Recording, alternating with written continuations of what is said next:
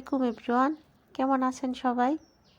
আশা রাখি আল্লাহ পাকের অশেষ রহমতে সবাই সুস্থ আছেন, ভালো আছেন। আলহামদুলিল্লাহ, আমি আমার পরিবারের সকলকে নিয়ে বেশ ভালো আছি। তো কাছে দূরে, দেশ এবং দেশের বাহিরে যে স্থান থেকেই আমার ভিডিওগুলো দেখে থাকেন, আপনাদের সবাইকে জানাই অসংখ্য ধন্যবাদ।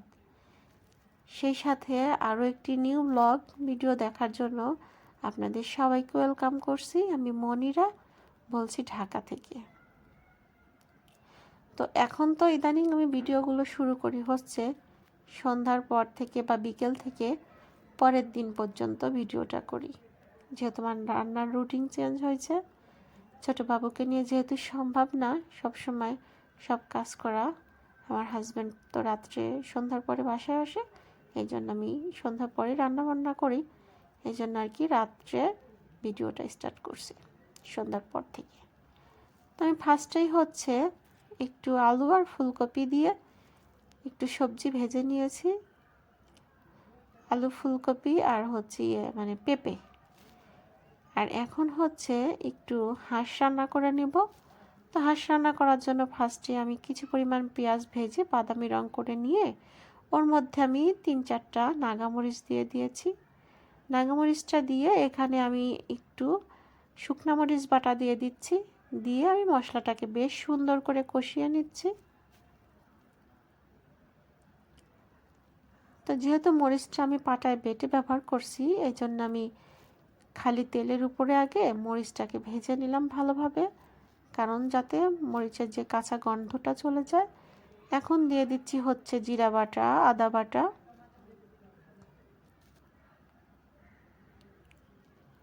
দিয়ে সামান্য পরিমাণ এখন পানি দিয়ে মশলাটাকে একটু কষিয়ে নিয়েছি। নিয়ে এই পর্যায়ে আমি মাংসগুলোকে দিয়ে বেশ ভালোভাবে কষায় নিব।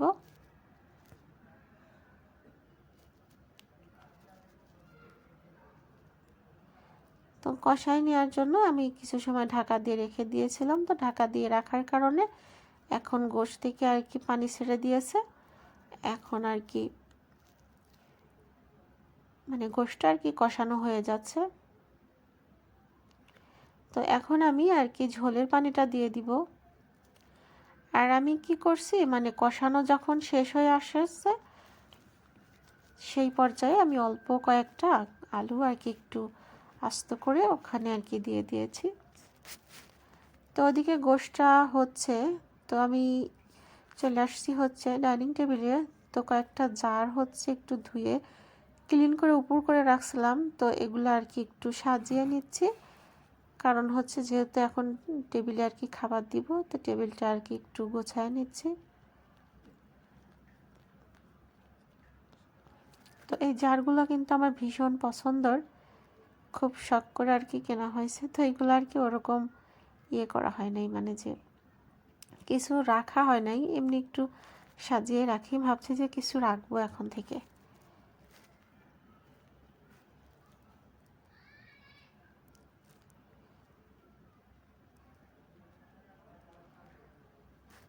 এখন আর কি সবজিটা ফার্স্টেই দিয়ে দিচ্ছি। যেহেতু মানুষ হচ্ছে 2জন, তো বেশি কিছু রান্না করলে কিন্তু অপচয় হয়, খাওয়ারও মানুষ নেই। তো এই জন্যই আর কি অল্প পরিমাণে রান্না করার চেষ্টা করি। তো আমার গোশটা হয়ে আসছে।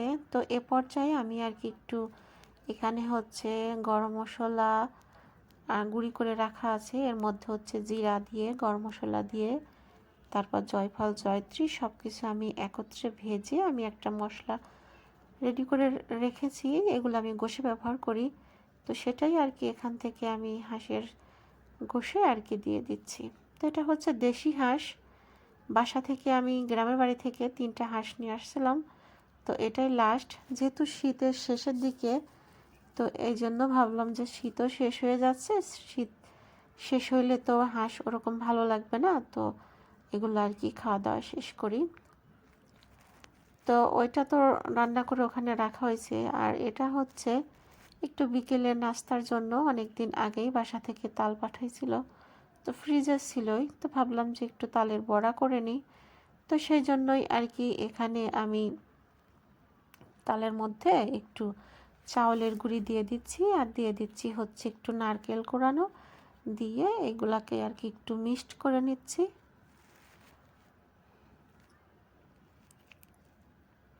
আর এখন দিয়ে দিচ্ছি হচ্ছে চিনি।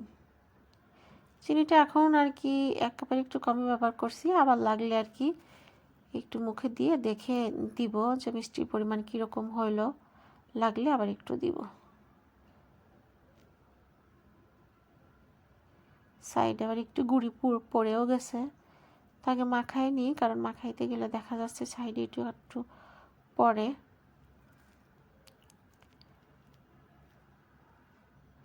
তো আমি একটি লোহার কড়াইয়ের মধ্যে আর কি বড়াগুলো আর কি ভেজে নিব। তো বড়ার কথা আর কি বলবো, তাহলের অনেক দিন ফ্রিজে রাখাতেই নাকি তালটা কেমন যেন হয়ে গেছে। তো বড়াগুলো না আমার কেমন যেন পুড়ে পুড়ে যাচ্ছিল, কেমন খুবই লাল কালার হয়ে যাচ্ছিল।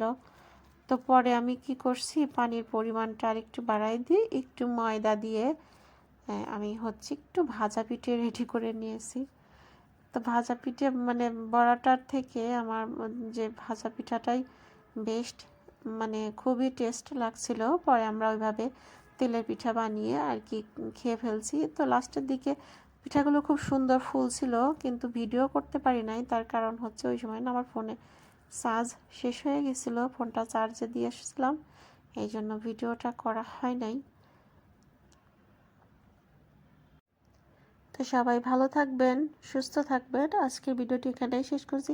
আল্লাহ হাফেজ।